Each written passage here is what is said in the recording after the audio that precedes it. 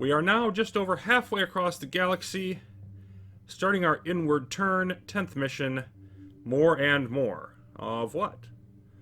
Complexity of each of these worlds is astounding, filled with more and more abandoned technology. What could it all mean?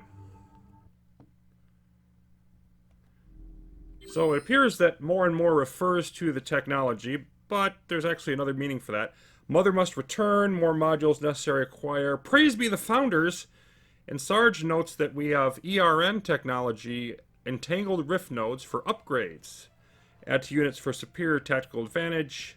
Excavate buried ones with terps. There's another use of our terps. And so we have basically a technology feature. More messages as always. The urn Sarge was talking about should select a weapon and click the urn button in the command menu. We'll be doing that fairly quickly. We have 2 urns in the wild, basically. A bunch more that are buried. We need to excavate those. Then we have 200 energy in this crate and resource terrain. We'll definitely want to be starting here. It's a safe place. Read on. We'll want to get our info cache here. Indeed, that is a priority. We've got some decayable terrain here. And this creeper is just standing there. We don't have... It won't be replenished over time. No emitters. Green Arm Mother there. Yep, gotta use the terp to excavate. And over here is sort of the enemy stronghold. Along with the info cache, we do need to activate these totems. So we'll need to be involved in pretty much the entire map. We've got 2 spore launchers, 4 total every 4 seconds. And then only 1 emitter at 100 per second. That's not a lot of creeper. Now the real wild card here is these blob nests. 3 of them. We haven't seen those before, and then 1 is going to be released every 5 seconds. That's quite scary compared to the timers we've seen. I want to get a handle on how those operate, because they're different than the ones we've seen in the demo, for those who know about that. But we're going to put this down right here by our energy and build out our network so this can be building while we take a look at those blobs. And I do want to come over this way. We'll hop onto here. And I want to get up here to deal with this area as quickly as possible. Then, pylons going this direction. And let's get some more towers rolling in this general vicinity.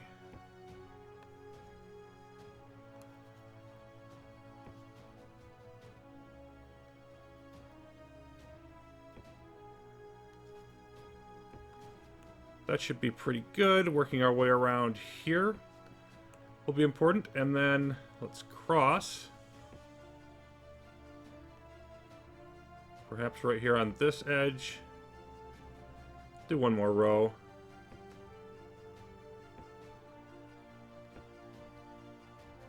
And then cover this island. Alright. So that should be plenty to get moving. That's most of the area that's going to be safe initially. And then let's see what these blobs do. Now, notice the creeper as we begin here. Levels up a little bit over 2,000. And here come the blobs. Again, this is going to happen every 5 seconds. They're approaching this strange structure and a spike. Now, they release, every time they do this, every 5 seconds, they release over 1,000 creeper. I think it's a roughly 1,300. I'm not sure the exact amount. But that's going to be a problem.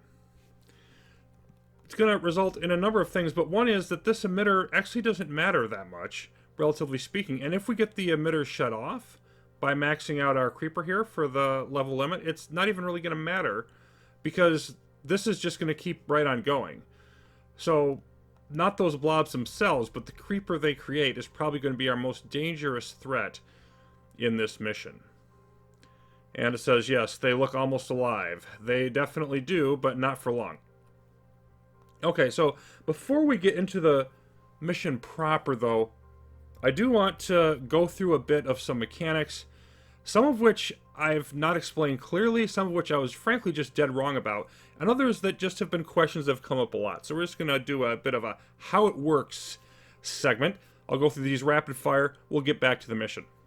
So, reclaim. Well, one of the questions that's come up is how much of the map do you have to take back in order to trigger the reclaim objective? Whether it's random or how is that determined? There are two factors in it. One is it defaults to a 40% multiplier, but that's based on the other aspect, which is how much of the territory has the creeper taken over. That is, what has been the maximum extent, what's the furthest it got before you got your equilibrium or started pushing it back. So let's say that the creeper took over half the map, just as a easy number to deal with. Well, if the creeper took over half the map, and you've got to take back 40% of that, that means you've got to take back 20% of the total map and give the creeper that extra 30%. Now, that 40% number can change from map to map. It's not always the same, but that's just the default. So that's the general structure of how that works. Then the creeper scale down here. Now, I've been mostly paying attention to this number, which is the total amount of creeper on the map. But this 3.5, we've seen as low as 1.0. What that refers to is the amount of creeper per tile, each of these individual tiles on the map, that are covered by land that the creeper can occupy. So, on this particular map, once it reaches 3.5 creeper per tile, that'll hit that shutoff.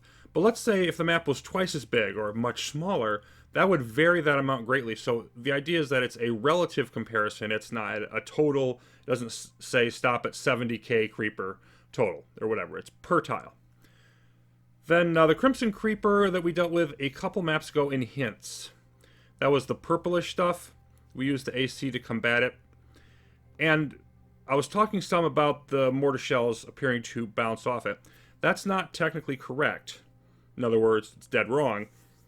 I didn't mean to be misleading there, but the details I've been able to find on this are that what it is, it's resistant 5 times as much as normal creeper to regular weapons damage. That's the exact amount.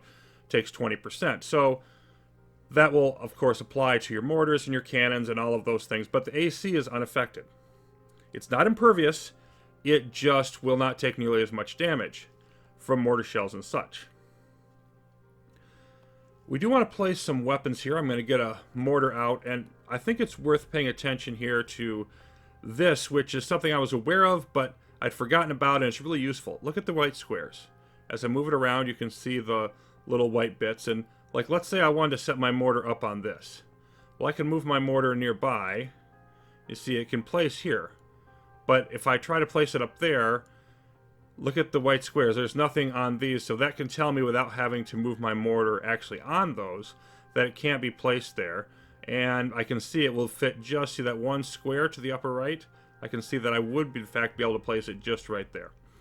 So I'm going to put this over here for the moment, but hopefully I'll be able to use that a lot more to avoid a lot of the hunting and pecking, and it's also hopefully going to be beneficial to you in your games. Then the Greenar Harvester. This is the one that on the last mission, Sirius, the one with the fortress, I was just completely wrong on, although it is how it appeared to be working to me when I said the crystals could be harvested even when they were submerged in creeper. They cannot. But what happens is if they start being harvested and then creeper floods the area, it will finish the process for that crystal. So what I was seeing the harvesting drone come down and pick them up out of some creeper, thinking it wasn't impacting it, but the mortars had cleared out the area and allowed that to start, and then it floods. And so it did limit the amount of creeper I was going to get, because you're constantly getting the harvesting operation not able to start because waiting for the creeper to clear. Do much better in liftic harvesting if you have the area cleared out, and if it's totally submerged, nothing will happen. So that's important to remember. I apologize very much for the misinformation there. Last bit is about towers and pylons. So it's been mentioned by the developer, and I wasn't sure about this at the beginning. I was talking some about not overbuilding at the beginning. Basically, unless you're going for some really technical super optimization, pausing all the time, speed running, whatever, you don't have to worry about running a deficit early on. Just build out your network, even if you don't have storage to start with. Throw them all out, and the game is smarter about the way it will build your towers so you won't run into too much of a deficit, won't try to work off too many of them at once. I plan on demonstrating that a couple missions down the line. This really isn't a good one for it. But the pylons, I was incorrectly under the impression, I'm not sure where I got it from, but that pylons did not double your packet speed like relays did in Creeper World 3. They actually do. So what we're going to want to do, and it's going to be important in this mission, I don't have pylons mostly going out this way because it's not going to be that far. It's not going to matter that much. But when you're going a longer distance away, like we are over here and perhaps up here, and when we go attacking, that packet speed really matters in terms of keeping ammunition to all of your frontline weapons. And so I'm going to want to build an artery, if you will, a thoroughfare out that way of pylons, so it can be pylons directly connecting with no towers in between them, just a pylon highway, getting packets and energy out to the front line as quickly as possible. So that's all of that. Please throw any other questions you have about mechanics, or if I say anything else that you think is messed up, hit me up with that, and I may do another segment like this future in the series. But let's get back to the level. This is about to get pretty frantic. We have a whole bunch of territory. We've got to try to defend it. There's a number of things that have to happen quickly. But my main goal is to cut off this mesh, these two access choke points. So, in order to do that, I'm going to throw another mortar up here. Let's get moving. I'm going to get a cannon here to facilitate. And then we also, that's not the only place we need weapons, because I want to get going in this area. We need to get to this read-on as soon as possible because we only have the one source of it. That'd probably be helped if we throw a mortar there. Let's get a tower up here. We're going to need a factory to get all that done. And I want to take a moment and get all of that built before I go too crazy with other things. Let's connect here. And I do definitely want to earn these mortars so that they can help hold this back. And this tower is actually down in the pool. It won't survive, so let's just destroy it before they have the chance. You can see that urn floating along, doing its best imitation of a tesseract. And look at this one. Look at that fire rate. It's a beautiful thing. They have increased fire rate and range. You can also earn miners. You can earn all kinds of things. I think they've determined that earning a refinery does nothing, but earning most other things is useful. I don't know the complete list, but miners would drastically increase output. In any case, I want those to get up.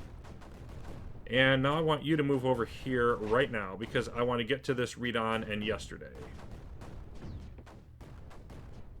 I've got to clear out a bit more creep over here to do that. Well, maybe I can just, yeah, let's just do that. That'll get it to me a little bit more quickly. I want you to move over here. Make sure that doesn't go anywhere. I want you to move up this way. Clear out that because I'm going to want to cross there as quickly as possible, that info cache. And now let's get the missiles going so that as soon as we get read-on, we start filling them. I don't think we're going to be ready to protect against all the launches of the spores we're going to get. That's one casualty of sort of expanding this, well, this expansively. Let's get our refinery going so that we have some liftic. Let's get our terp going to add more of these. There's so much going on. And then, oh, by the way, we need a bunch more cannons because if any of the spores get through, then we need to be able to deal with that. And I do expect some of them to get through. So let's throw these around everywhere. I can probably expand here now. And let's see, we're looking pretty good up this way. I want to make sure I'm actually connected. Yes, you are. Connect there to get the info cache. What am I forgetting? I know, oh yes, more mortars over here to keep this cut off. And here we go. The next thing hits. Hippie. Spirits have shown their favor today. This info cache contains the schematic for an urn portal. What great overtures of peace will surely ensue? Probably not. It's going to go over here under the factory, as they say. 2 twins of peace. Beautiful if you think about it. You can upgrade energy and other implements useful for good tenants. Or useful for warriors. Don't forget about that. They want us to undock any urn you've placed on a, quote, weapon, and use it for more peaceful purposes at the Urn Portal. I'm not going to do that, but the Urn Portal is extremely useful. This is basically our tech/upgrade screen, if I can actually... find the right place to put it. Okay. So let's get that rolling. The Terp has done its job here. And let's float it over there to get more. So now we've essentially secured our defense, except for the spores are coming. Are we ready for them? More mortars. That's what I didn't move. I thought I talked about putting up more mortars, but I didn't actually do it over here. Okay, we've got some problems coming this... Do we shoot them all down? We actually shoot them all down? I almost never shoot them all down on the first volley. Okay. I'm not complaining, I'm just surprised. We're going to now gradually expand. You can see... Well, nope, it's not there yet. These we have... Okay, the Terp isn't quite close enough here. Let's push that up. But we're gonna... I'm just gonna wait and see how this works. We're pretty secure. I don't want to skip over what this does. So the Terp is quickly excavating this. We don't have to click terraform or anything. You just get it in range, and it does the rest on its own. Very handy. Okay. We've got to move it over here to do one more. Let's slide all this in. Maybe go over there. You can come this way, and you can come... I said you can come this way. There we go. Just filling out the rest of that territory. But at our Urn Portal, we have energy collection, mine production, move speed, build speed, fire range, fire rate. This is very much like Particle Fleet, in terms of just assigning one to each category and global upgrades. So we are going to go with... We have 3 of them. We're going to use all 3. That is energy collection, fire range, fire rate. Energy collection includes the miners, whatever they're doing. The mine production one is actually stuff like Green Our Mother, the Redon ore, things of that nature. And now that they float over here and they start hovering and everything, and look at this, this is the bonus energy that we're getting, boosting up. It boosts up slowly. It does not get there immediately. You have to wait for the full effect to come into place. So that's important to consider. I am going to switch these, now that we're getting that extra energy, over to Bluite. And I'm just going to put a few up. A few sprayers. And these are going to replace our cannons as sort of the emergency defense core, or whatever you want to call it. We are going to switch these over to always on. And then we have this last urn, and I'm going to use that on another mortar. And I think we're getting behind here, actually. Oh, we're doing okay. But I don't want to slack on building mortar defenses.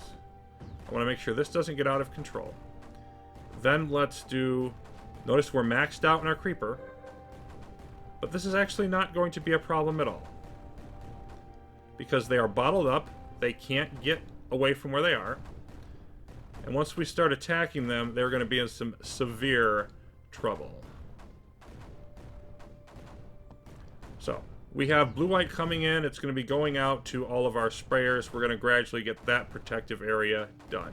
We're going to move all of our cannons forward to join in the attack. We are going to build a borderline stupid amount of mortars. And then we are going to give the creeper what for. So,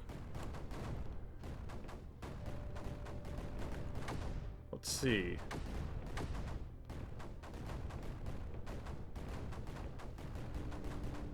See how that does at tanking our energy, but also getting us ready. Now, the reason I had these over here, by the way, that is the reason I had the mortars split off to the side, and did I really do this? I never built the pylons. See, I talked about it, and I never did it. I've got to get my brain in that habit. Okay, we're doing this now, before we do anything else. Because what's going to happen is, you see this one over here, this is a great example. And I got away with it, but it was still a mistake. This is, energy is out. It's getting packets in and then it's running out of energy. Because I don't have the optimal supply chain going on. I need to do it. So I'm building these pylons up this way. And then it's got to be pylon to pylon connections, no towers in between, or that's going to slow down the network. And at this point, I really want this pylon to connection to go, yeah, right there. Because I want to aim towards this. I don't actually need it over there anymore. But it would still not hurt to do that as well for everything else that's in this direction. And it's good general practice. So, there, and there. So, again, we've got this, the yellow, you know, the pylon thoroughfare. Do I need to do anything else? You know, I need to bring these mortars forward because, you know, probably 25 or so what I have up there may not be enough. You never know. Okay, now we're ready. But as I was saying, the reason I put these earned mortars on the sides is I didn't want them hitting this middle. I wanted them hitting the mesh so the mesh didn't come up. Now, that's not the way I want it. I want everything in the middle to create a path down here. We're just going to pile on there. And we're going to throw cannons down to make sure the way is clear. So our assault has begun of over 80,000 creeper. Well, bad things are going to happen to it. We'll just say that. Bad things are going to happen to the creeper. Good things for us. Moving my earned mortars down to do the heavy lifting. And I'm mostly going to go with pylons down here and not towers, just because I want to have as much room for the weapons as I can. Good English there.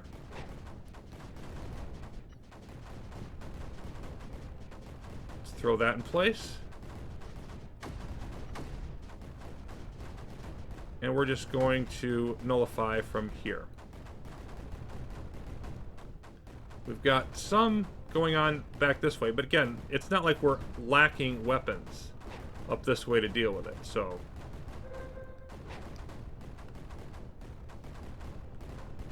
Once we nullify this, of course, there's going to be much less threat. I want to move forward with my cannons. And I also want my cannons to be... they're in targeting creeper mode as their priority. I'm going to switch them to mesh. One of the things that I missed from Creeper World 3, by the way, is they would change colors when you did that, so you could tell which one was in which mode as our nullifier powers up here.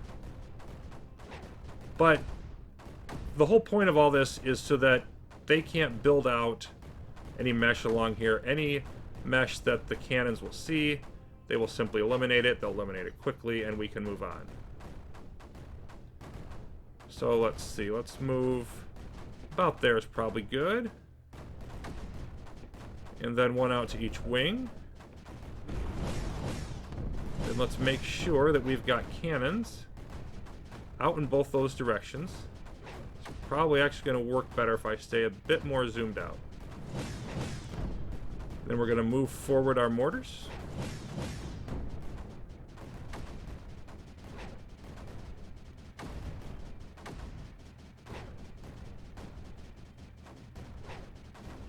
You know what? I think I want a few more down here.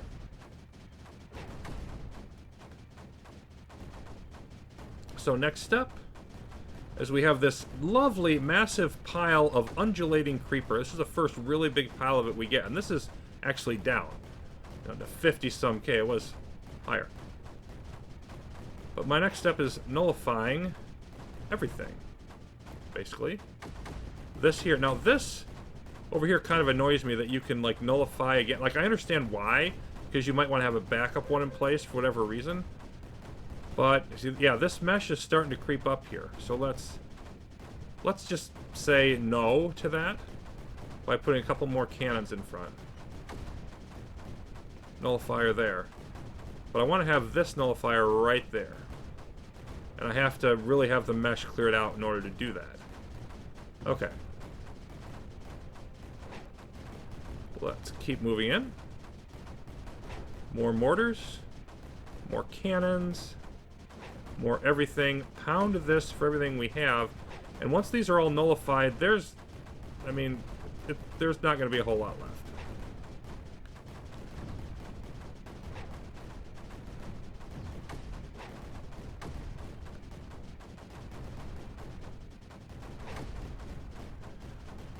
Okie dokie. So I think we're ready to pile on further up. Here. And here. And that's weird, because I thought I just saw that spore. Yeah. This is...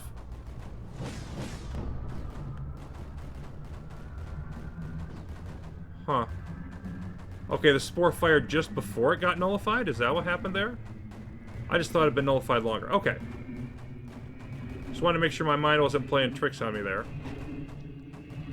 So now we're ready to move up to the next level.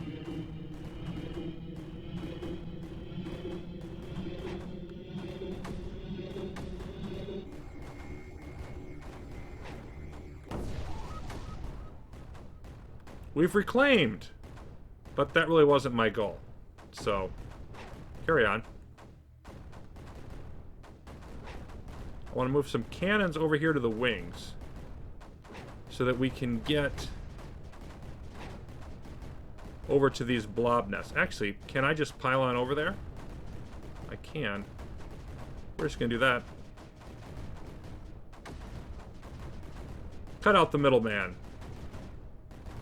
I don't really need those towers. But I put them up, so I'm going to leave them there. Okay. So that will eliminate the rest of the creeper production, because the only emitter is out of commission.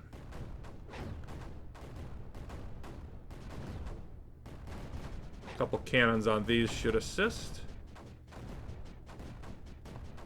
And then I think at this point we just want to build towers up. Because this will get our Liftic connection to the totems. Then we can move on to the next level. I can't really push forward to these anyway until we have these nullified. At least not super effectively.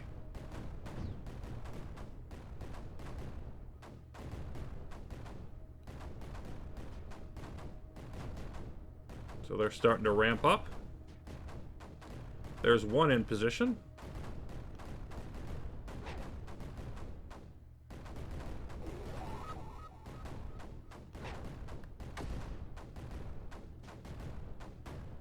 Oh, you're not actually connected, are you?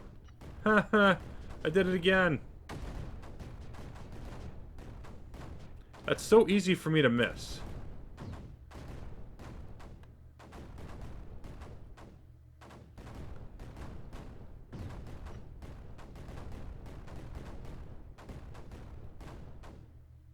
And then because all we need to do is just literally use our existing shields to connect up there.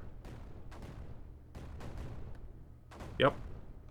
All those connections are good. We're going to get our final bits of Liftic here. And then we're going to be out of here.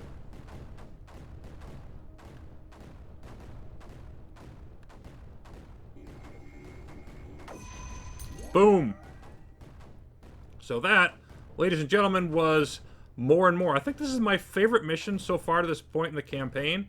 There's many options, but being aggressive like that at the beginning really lets you cut them off. I enjoyed this one. Hopefully you're enjoying the campaign as well. And we'll be moving on to beginning the second half of the Creeper World 4 campaign, Farside Expedition, when we return. Thanks for watching.